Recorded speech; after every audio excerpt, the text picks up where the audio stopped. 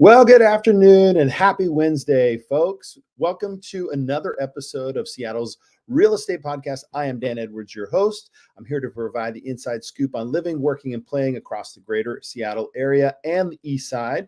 It is Wednesday, April 10th, and we're coming to you live on Facebook, YouTube, and Instagram. We would love for you to chime in with any comments or questions in live and real time. You can certainly like and subscribe. I think the subscription button is over on the bottom, one of these spots. Please subscribe and rate our podcast. You can actually listen to our podcast anytime, anywhere. Podcasts are casted, both Spotify and Apple Podcasts. Real estate fans, we're going to have an exciting show today. I mean that. We're going to talk first in our Real Talk segment. We're reviewing 5 of the top Seattle neighborhoods.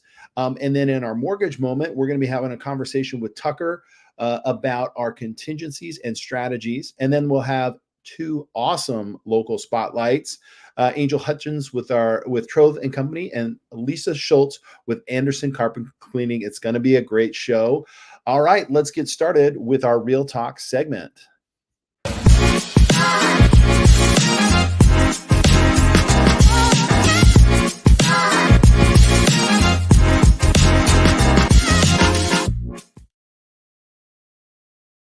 All right, as a part of our Real Talk segment today, we're talking about Seattle and Seattle's top 5 neighborhoods.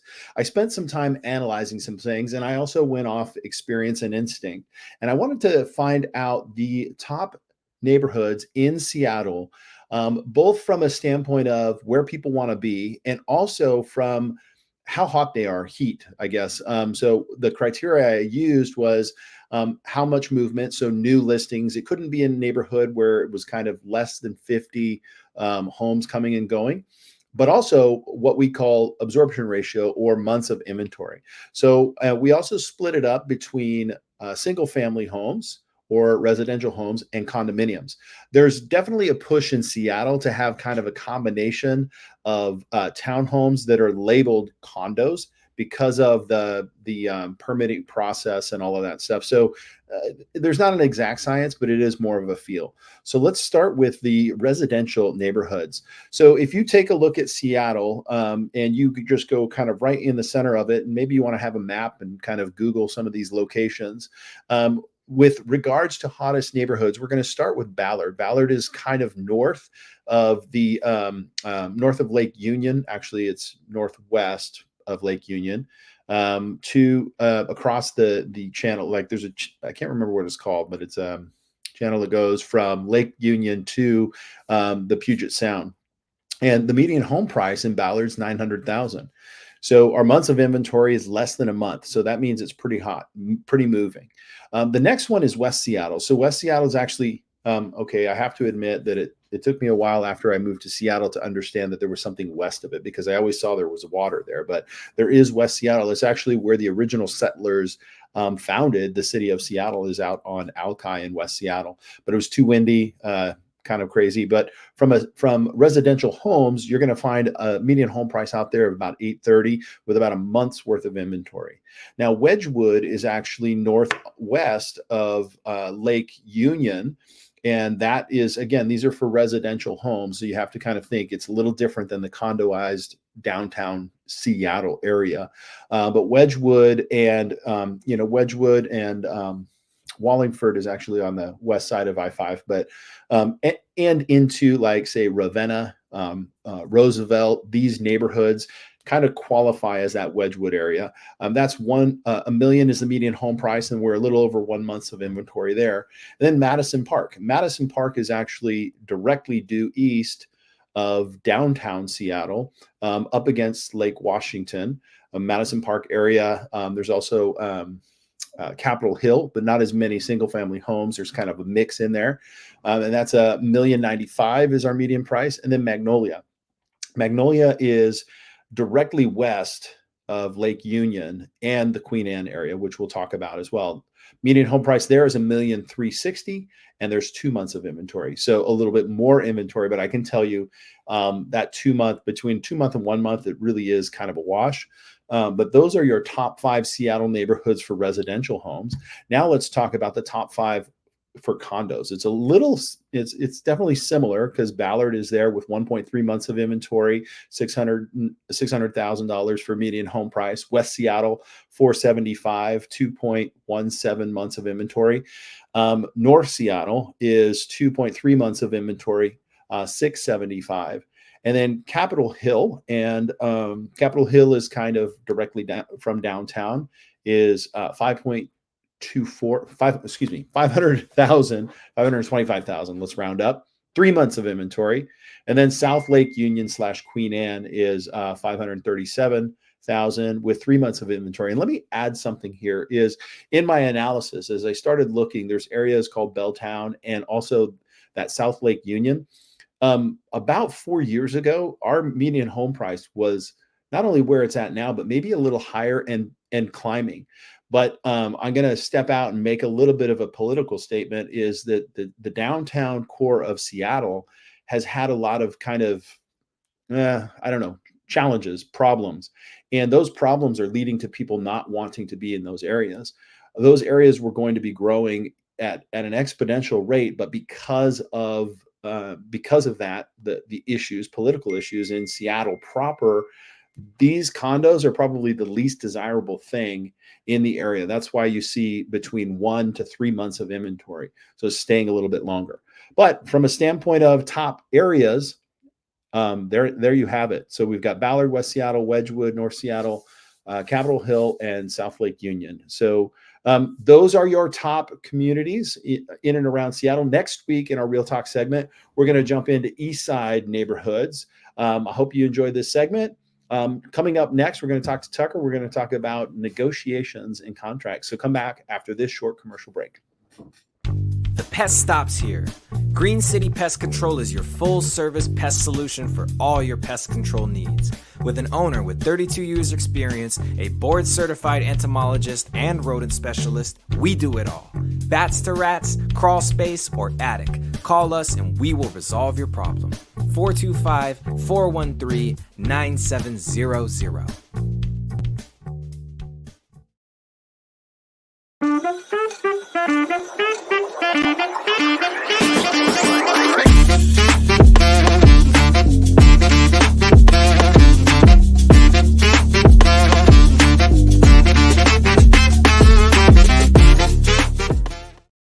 All right, welcome back to the show, Tucker. How's it going?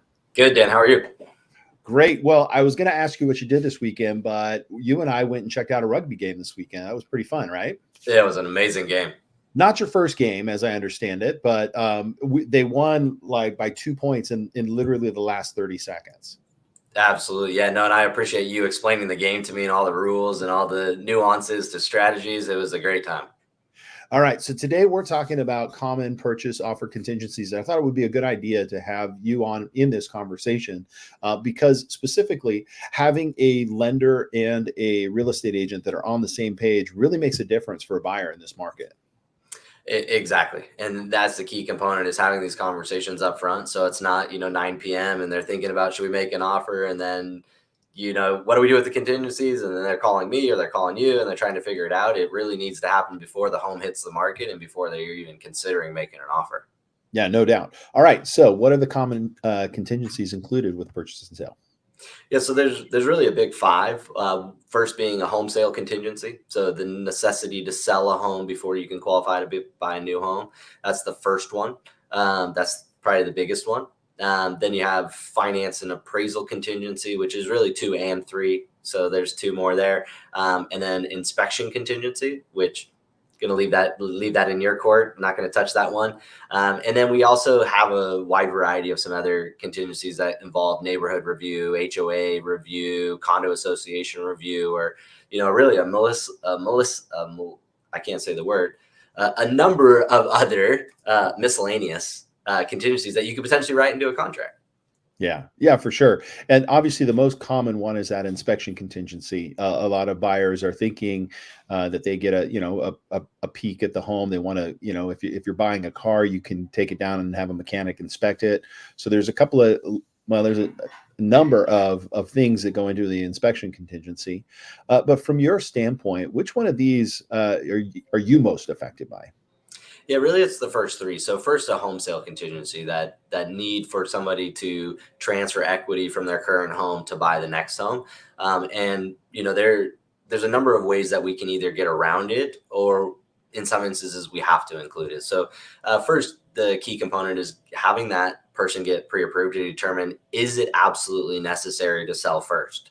And there are ways to potentially get around that, a bridge loan solution where we could potentially put a loan on that departing residence to capture some of the equity to put down on the new home, to allow them to buy first, then sell and pay off that bridge loan down the road.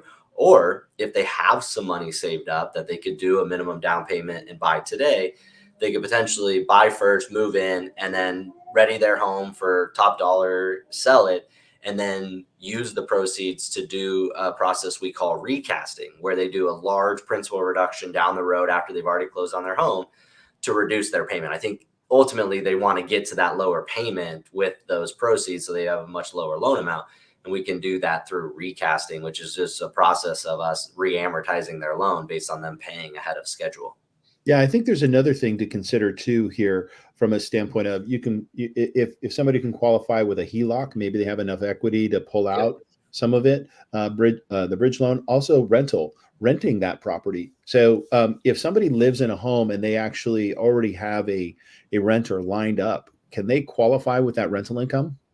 Yeah, they can. I'm careful with the word income, but we can use it to offset their debts. So if Okay. there's no history of renting out that property, we can use a 12-month lease. They have to collect, have a bona fide lease for 12 months and have collected a security deposit. We can then use that lease amount minus a 25% vacancy to offset the debts of that property. So any mortgage, taxes, insurance on that property, up to a full wash of that payment. We can't give them more income, but we can omit the debt. Gotcha. So that's just another way to avoid having to use a home sale contingency. So out of respect for time, let's move on to the next one. But Yeah. because there's a lot of different moving parts, I will want to mention a little bit about the appraisal contingency. Yeah. That one in there is it's actually a part of the financing contingency. How does that come to play from a lender standpoint? Yeah, so the appraisal is a big one in our market, especially in multiple offer situations where you have escalations.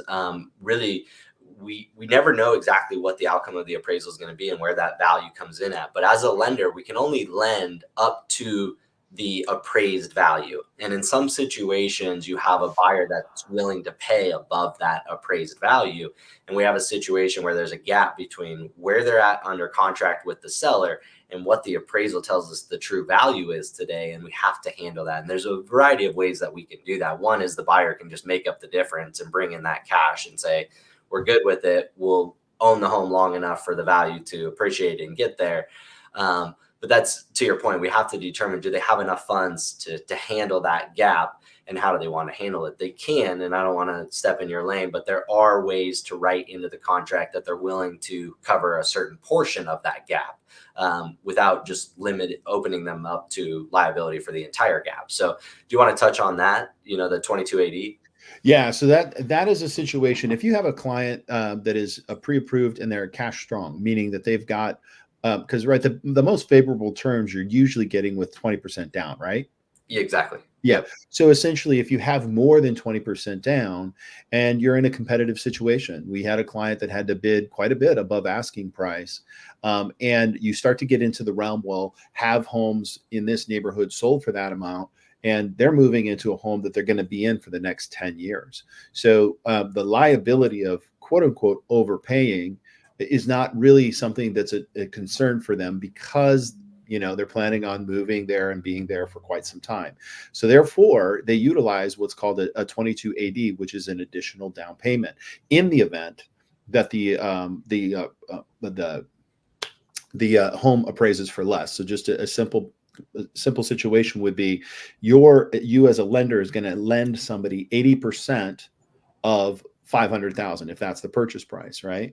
If the property doesn't appraise for 500,000, say 490, they're still only going to provide 80% of that. So the buyer is going to use this 22AD additional down, saying, we already got it. So if it doesn't appraise, we're going to cover that shortfall. So that's one of the tactics. The last one is that neighborhood HOA review. Do you got anything to add there on that one? No, the one thing I would just caution on, and you mentioned this, is the condoizing of lots where you have a single family home that's existing and you have these developers and investors that are adding DADUs, ADUs, and they're converting it to a little mini condo association. We just need to make sure that those HOAs are done correctly. And so I would just say, before waiving financing on that type of property, we need to talk about the association and make sure that they've done things correctly to be able to allow for lenders to come in and do a financed loan on those properties. Yeah, two things. Yeah, that is an interesting thing because that will be a lot. The condoizing and the maintenance of common grounds and all that stuff, especially with the DADU and ADU kind of product coming along. Okay. Yep. Well, that's a lot of stuff, and we've got a lot of guests. I appreciate your time today, Tucker. So thank you for coming on. Appreciate it. Everybody knows there's Tucker's phone number going across the bottom, 425-757-9202. Give him a call. Stay with us after this short break. We're going to bring in Lisa Schultz. Spring cleaning time. Come on back after this short break. Are you wearing too many hats in your small business? Finding yourself wondering where the time went? Do you ever get frustrated with technology that should just work? Then you need Nerds to Go, America's small business IT department. 425-800-NERD. At Nerds to Go, we provide friendly, professional, and reasonably priced solutions for small business owners. From network troubleshooting to hardware repair or training, let Nerds to Go be your IT department. Call Nerds to Go today. We'll come to you. 425-800-NERD. That's 425-800-NERD.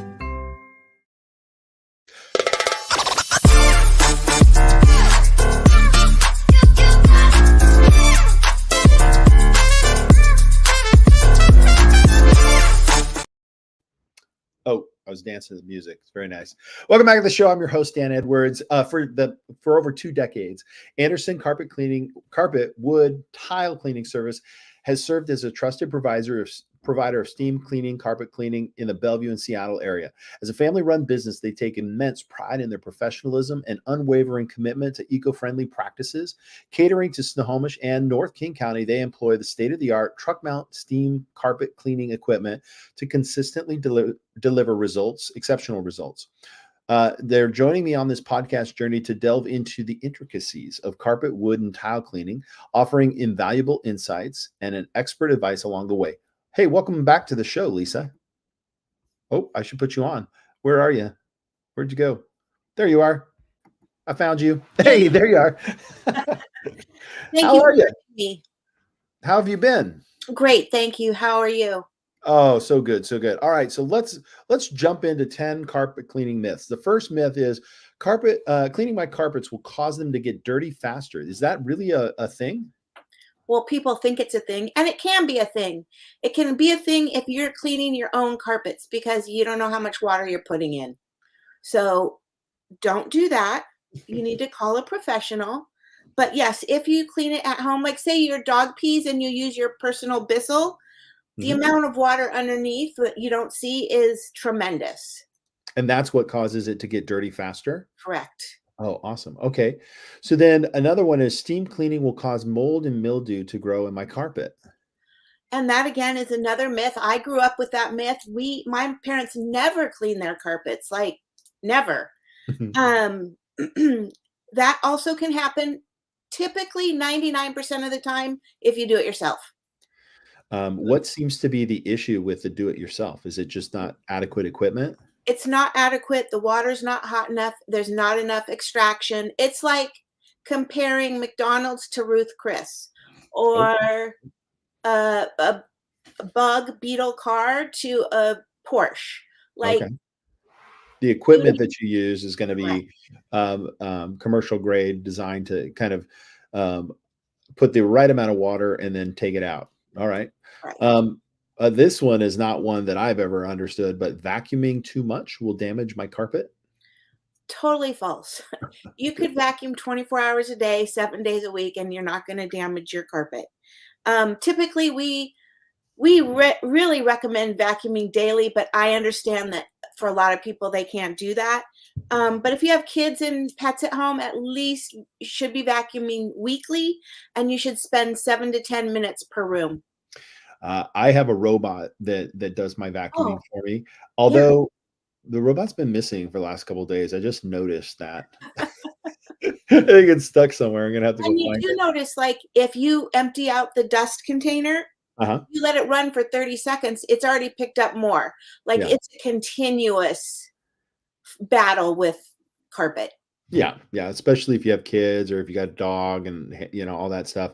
I run mine like twice a week ish. So whether we Perfect. need or not. Okay, so here's another myth. Baking soda or other powder deodorizers will move all the smell. That's like a home cure kind of thing. It is, and I remember the first time I moved out of my house and I called my grandma, I'm like, "I spilled something on my carpet."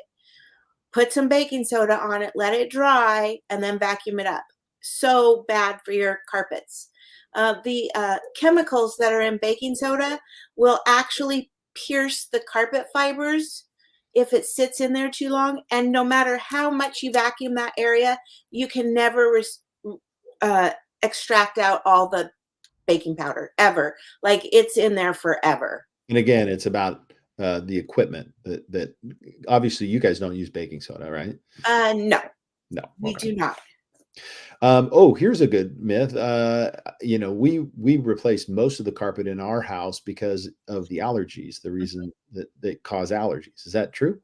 That is can be true. It doesn't necessarily cause allergies, but if you already have an allergic to something, cats, dander, pollen, all of those things are in your carpet and are living there. I totally recommend, ooh, I don't know if I should say this in public. If you can actually rip out all the carpet in your house and replace it with hard floor, so much better for your health, really. And that's Oh, the kind of company I run. Is if we can't solve it, we want to recommend you to someone who can solve it. mhm. Um, so I have a lot of people in my back pocket too that I can Refer recommend out. to That's people. good. That's what I like about you. So how about this myth? Carpet isn't old. It doesn't need to be cleaned. Okay, gross. It should definitely be maintained. You should at least clean it once a year. At least. Yeah. If you have kids and pets, twice a year, but at least once a year. And it should be all the rooms, all the carpet, whether you're in them or not. Yeah, and the thing about it is there's a lot of particles that pollen comes in, right? Whether if you got the windows open, yeah, gross. Clean it. How about I think you alluded to this. Like if I go up to the grocery store, the QFC, and I get a grocery store cleaner, it's going to remove a stain. Please don't do that. Please do not do that. First of all, you have an expert in your back pocket, me. You call me with questions. Even if you're not going to hire me, I don't want you to ruin your carpet. So I can give you some ideas. First of all, why you shouldn't use the store rug doctors. First of all, you don't know who cleaned what before you. Mm, Just think about that nastiness. nasty. They're not sanitizing them.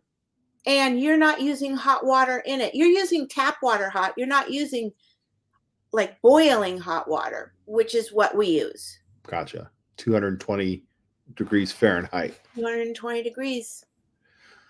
So now there are some companies out there that do the whole house special for $95.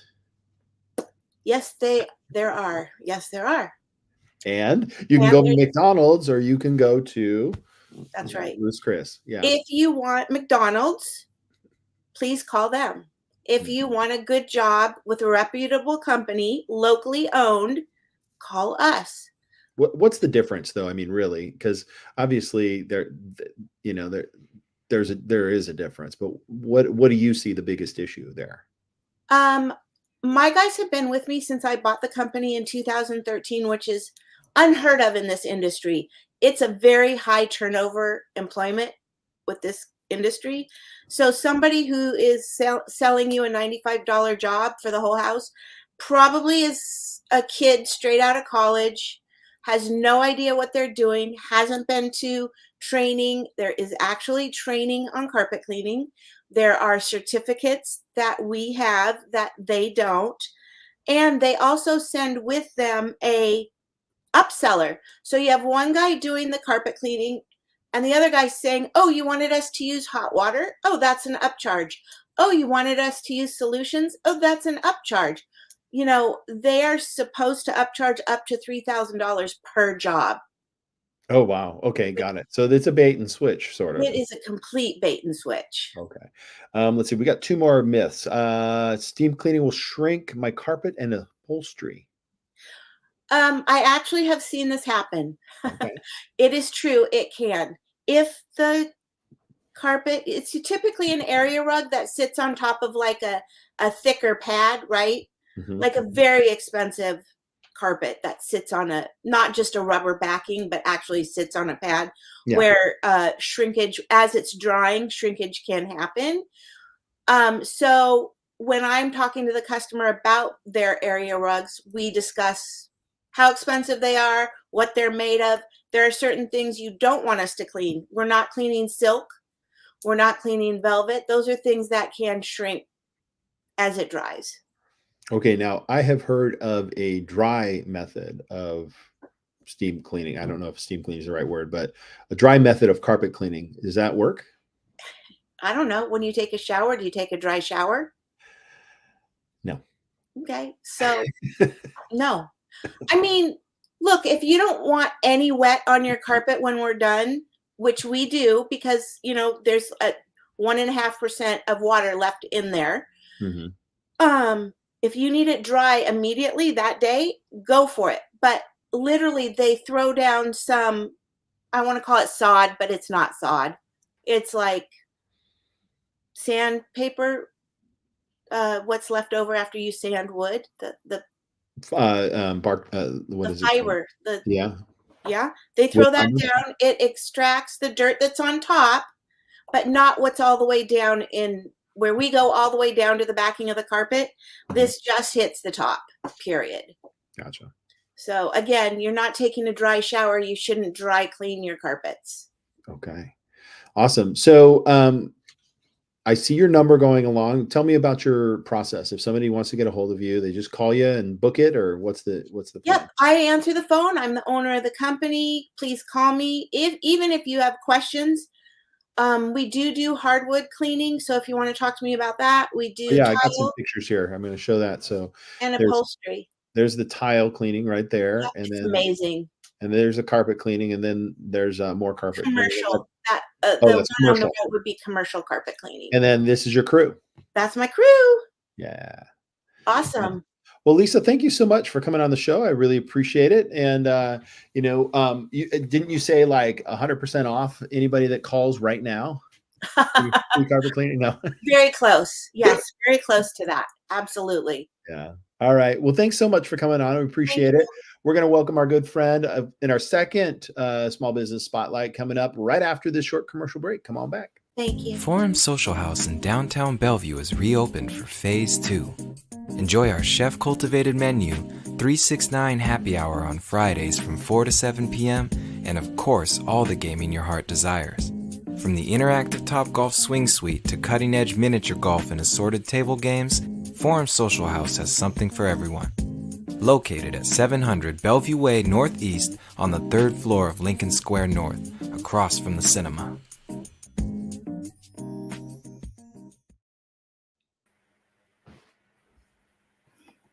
Oh, I was waiting for our bumper, but I guess since we already did it one time, we're not going to do it again. Sorry. Hey, Angel, how's it going?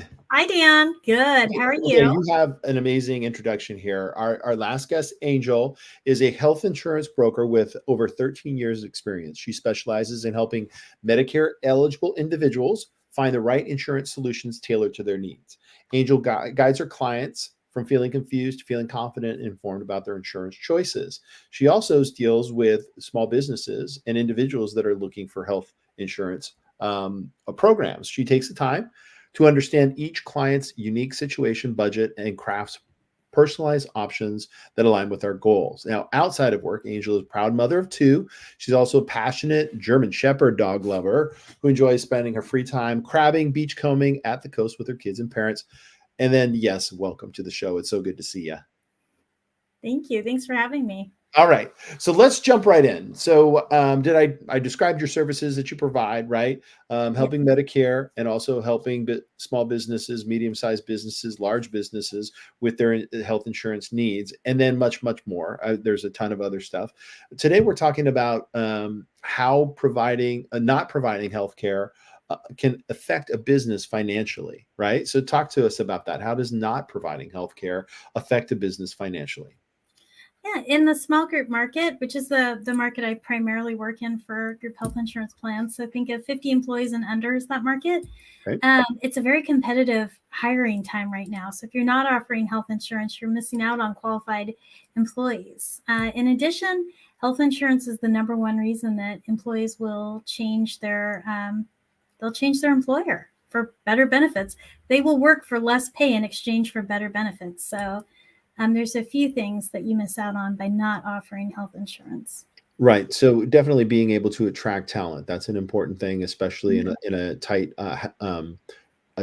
job market. So how can a company afford, though, to offer healthcare benefits given those high costs? Yeah. So for small businesses, the cost for health insurance isn't slowing down. But for a lot of the small businesses, the trend I see right now is employers are offering a base benefit, and then they're offering like a base plan, and then they'll offer buy-up options. So depending on what their employees need or what their employees want, we've got the company-sponsored plan, and then if you want a different plan, you can opt for a different plan. Okay. And we will deduct for the difference. So, so how do you? I think you described this. How you choose a healthcare plan that suits diverse needs, and that is through offering a baseline and then options. Yes. Yes. Yeah. So you'll see inside the population of the group, who are we looking to cover? Is it an older age demographic we're looking at? Are they all young and starting families? Are they in their early 20s? So when we look at health insurance planning for businesses, we're looking at who are we covering? What are their needs? How old are they? Awesome. So then how do they determine who can qualify for these benefits? So the employer gets to set that up. So your probationary periods is all in the hands of the employer. You can say, hey, to work for our, to be eligible for benefits with our plan, you have to work 40 hours a week. You have to be with us for 60 days, 90 days. You can do 30 days. You can do date of hire for your effective date, but you get to decide. In addition, you can also class out your employees. So you can say, hey, management's paid in full by the company. Salaried employees, it's a 75% employer paid, and so on. You can really break it down that way. Okay, good. So there's a lot of flexibility there. So much flexibility with group, yeah. All right. Yeah. So then, do employees actually contribute to the healthcare costs? They can, yeah. Okay. They absolutely can. So you can do 50% is the minimum that most carriers require for an employer contribution. Okay, so 50% is on the is the minimum that that an employer can provide, but they can actually provide more if they wanted to. They can 100%. Okay, so how can businesses cope with these rising health insurance deductibles? So there's a few things you can do. You can offer supplemental benefits. So think of like Colonial or Aflac or some of the other carriers offer supplemental benefits as well. But what they do is they're elected benefits that the employer can pay for, the employee can pay for. They can be voluntary, but they can fill in the gaps. So you can do accident plans. You can do plans for people that have issues or concerns around cancer. You can do hospital plans that's going to help cover deductibles and those out-of-pocket costs. In addition, I think it's a really good time for everybody to really look at disability. That's paycheck insurance. So there's a few things that employers can do to really increase their overall benefit package. Is that something you provide, or is that something you work with other service providers to provide? A little bit of both, yeah. So depending on which way the employer wants to go. But I do building offer out benefits package. Depending on how they want to go. So how do you address the gaps in coverage since loss of income? I think you just mentioned that, right? Yeah. Loss of income. loss of income, disability coverage. So if you get hurt off the job, then you're out of work. You need to have disability coverage to cover your paycheck. Isn't that what L&I is for? That only covers you on the job. So if you're cleaning your gutter and you fall and you can't work, disability coverage is designed. So do you come into a business and say, hey, do you want to, so you want to provide health insurance. Do you also want to provide disability? Is that something that an employer can provide? Yes, absolutely. Okay. All right. Yeah. And then can a company provide health insurance for employees in multiple states? Yeah. A lot of the carriers offer, like Blue Cross Blue Shield runs off of a nationwide network. A lot of the carriers that are available do have nationwide coverage. I do have to ask you about that offline. So put a little pin. Okay. Okay. All right. How about 1099 contractors? Can they be included in a company's health plan? So typically they can't. Group health insurance is for W-2 employees. I do have a carrier that does write 1099 employees. So if you have a business where your employees are all 1099 contractors, there is a plan available. And then our last question today is, what are the initial steps to set this up, to get started? Yeah, I always say get your eyes on the plan. So schedule time. Let's talk about your business. Let's talk about your employees. And then let's look at the plan options and the rates. Once you get your eyes on the cost, it's way easier to say, hey, this is something I'm ready. I want to move forward. Or you can say, okay, we're going to have to budget for this. But once you get your eyes on the cost, the rest of the scary details are easy. Gotcha. And I can tell you, I've worked with Angel and I've recommended her to many small businesses that I know. She knows this stuff inside and out. It's super complicated. I thought that we were supposed to solve the affordability thing. What happened with that? It went sideways. It went sideways fast. I mean, yeah, it's like nothing changed. It was so weird. I thought we changed it and then we didn't. And I don't know. I don't have an answer for that. Nor do you. I did too. Yeah. Yeah. All right. Well, listen, I so appreciate everything that you do for us. How do people get a hold of you, and what would be the first steps to finding out if you can help? Let's say somebody already has this set up, right? Is there no need to call you, or is there maybe something that you can do? So the nice thing about specifically when we look at group insurance plans, you can start a group plan any time of the year. You can cancel a group plan any time of the year. The carriers all do deductible crediting. It's a pretty competitive market. You can change your broker any time of the year. So if you're not happy where you're at, you can always just switch out your broker. So to get a hold of me, you can call me at my office, 425-616-2867, or you can email me, angel@trothandco.com. Or you can go to the website, www.trothandco.com. Awesome. Thank you, Angel. Appreciate it. Okay, I'm going to bring Tucker in for our last crosstalk segment. Yeah. Did you learn anything there from our two small businesses, Tucker? I did. One, I'm not doing enough to keep my carpets clean. So I need to vacuum more, and don't rent those things from the grocery store to clean my carpets. Yeah, the one thing that kind of disgusts me is like, who used it before you? That's like, I know. Exactly. That's so, gross. and Cool. Angel, you had a wealth of knowledge on health plans and things to do. And I think a lot of small businesses overlook that aspect to recruiting and retaining talent. So nice work. All right. What are you guys up to this weekend? Pacific Northwest. Angel, you got big plans? I'm actually going to go see the new Ghostbusters movie. Oh, I heard it was really good. My brother saw it. He said it was really good. Good throwback. How about you, Tucker? I'm going to hope to play golf. Hope to play golf. Okay. Yep. Somebody here might have just finished playing golf. Oh, there you go. Good day to play. This is a good day. All right. Thanks for all you out there watching. We appreciate it. If you know of a small business that wants to come on, please recommend us to the Seattle Real Estate Podcast. Have a wonderful week.